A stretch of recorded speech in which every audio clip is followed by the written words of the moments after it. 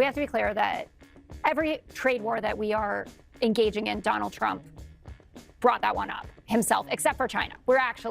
China is the one that you really have an issue with, but we essentially had favored nations with the EU being about 1% import. So 15% is a lot more than 1%. And I rarely say that I wish somebody else would take my seat, at least for this segment, but I wish Charlie Gasparino was sitting here right now to explain to Jesse again how tariffs work, because it is a tax on the American consumer. The American consumer knows that. That's why they don't rate Trump particularly highly on how to handle inflation, cost of living, tariffs, and trade wars. And you also see headlines like Walmart raising prices up to 51%. They're doing that because they're not going to eat the tariff. They're going to pass it on to you. Volkswagen, profits down $1.5 billion. GM, profits down $1 billion. Why is that? Because of these trade wars that Donald Trump created. Now, there is this $20 billion in revenue that's coming in, right? I've seen the headlines. I've seen the panicans backing off.